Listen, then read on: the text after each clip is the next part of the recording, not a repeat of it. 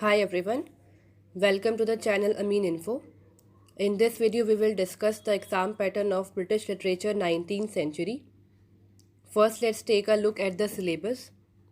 So, we have three novels in British literature 19th century: Pride and Prejudice by Jane Austen, Great Expectations by Charles Dickens, and Jane Eyre by Charlotte Brontë. Unit 4 में सारी poems हैं.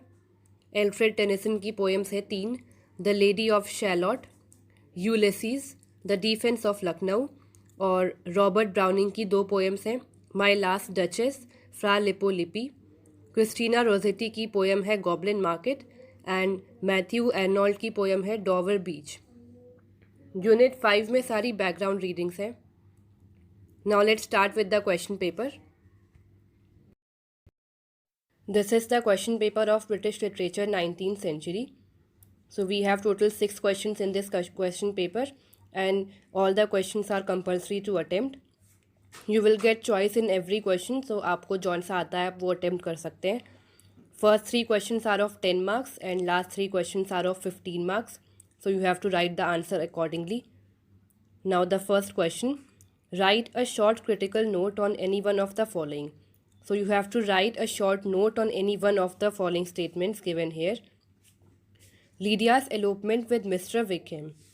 This is from the novel Pride and Prejudice. Elopement means to run away. So Lydia is the youngest daughter of Mr. and Mrs. Bennet. They have 5 daughters: Lydia, Elizabeth, Jane, Mary and Catherine. In this novel, Lydia is attracted towards boys so much. So she falls in love with Mr. George Wickham and then she runs away with him. So why she runs away with him and what happens after that, you have to write about that scenario. Now the second choice in the same question, Mrs. Bennet. You have to write about the character of Mrs. Bennet. Mrs. Bennet is the mother of the 5 daughters. उनका character इसमें बहुत ही lazy और बहुत ही foolish सा है. So because she is only concerned about marrying away all her daughters और उनकी शादी करने के लिए she can do anything. So you have to write about her character. Now the second question, it is the same. You have to write a short note again on the following statements. The second character here is Bertha Mason. This is from the novel Jane Eyre. Bertha Mason is the first wife of Edward Rochester. उनका character थोड़ा violent है इसमें. She is violently insane women and उनको vampire से और Gothic monster से भी compare किया गया है because of her violent character. So किसी वजह से मिस्टर एडवर्ड रॉचेस्टर उनको एक रूम में लॉक करके रखते हैं. There is a room in Thornfield hall on the 3rd floor. So she is locked up in that room since starting of the novel and she has no dialogues also. So you have to write about Bertha Mason here. Now the second choice is from the same novel only, Jane Eyre, the Red Room. There is a red room mentioned in this novel. वो एक frightening सा atmosphere है उस room का. वो थोड़ा भूतिया सा रूम है and because of something mister read इसमें एक कैरेक्टर है, वो किसी वजह से जेन को उस रूम में बंद कर देते हैं as a punishment. So what is that red room? What is there in that red room? You have to write about that. Now let's come to the third question. Identify, contextualize, explain and critically comment on any one of the following. So there are 2 stanzas. ये तो clearly पता चल रहा है कि किसी poem से है. So you have to explain and critically comment on these stanzas. तो पहले ये देख लेते हैं कि किस poem से है ये. फर्स्ट स्टैंजा जो है वो जिस पोएम से है वो हमारी सिलेबस में नहीं है. So we have to leave this and directly second choice पे आते हैं. हमारे पास यही एक चॉइस है. I will read this stanza. उससे पहले मैं आपको बता देती हूँ कि फर्स्ट जो चॉइस है वो किस पोएम से है. Had I said that, had I done this, so might I gain, so might I miss, might she have loved me just as well, she might have hated, who can tell, where had I been now if the worst befell, and here we are riding, she and I. This is from the poem The Last Ride Together by Robert Browning. तो ये हमारे syllabus में नहीं है इसलिए we have to leave this. Now I will read the second stanza. One may lead a horse to water, 20 cannot make him drink. Though the goblins cuffed and caught her, coaxed and fought her, bullied and besought her, scratched her, pinched her black as ink, kicked and knocked her, mauled and mocked her. Lizzie uttered not a word, would not open lip from lip, lest they should cram a mouthful in. यहाँ पे goblins लिखा है, so we can easily make out that these lines are from the poem The Goblin Market. इस टेंजा की starting जो हो रही है वो एक बहुत ही फेमस प्रोवर्ब से हो रही है. One may lead a horse to water, 20 cannot make him drink, which means that you can give someone an opportunity but you can't force them to take it. Means आप किसी को कोई opportunity तो देते हो बट आप उनको उस काम को करने के लिए फोर्स नहीं कर सकते. So there are two sisters in this poem, Laura and Lizzie. They go to a goblin market. That market is run by goblins. Goblins are some ugly creatures who sell magical fruits. तो Lizzie को इस बारे में पता है कि वो fruits magical हैं, तो वो उन फ्रूट्स को नहीं लेती है. बट लॉरा को पता होता है, पता होते हुए भी वो इस बात को इग्नोर करती है और वो फ्रूट्स ले लेती है. So what happens with Laura when she eats the fruit. So this stanza is all about that. Now question 4. Jane Eyre manifests the ideas of class and middle class morality prevalent in Victorian England, discussed with references to the text. So Jane Eyre जो novel है उसकी setting Victorian period में हुई हुई है, and during that time classes के बहुत issue होते थे, class को लेकर या आप किस class से belong करते हो. So because of this reason Jane also has suffered so much.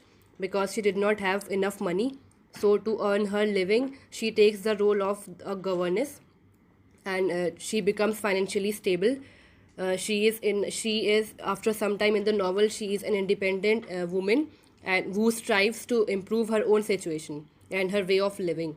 So this was an unusual thing क्योंकि in Victorian period में women were only dependent on men, but in the case of Jane it was the opposite क्योंकि वो अब खुद earn कर रही है.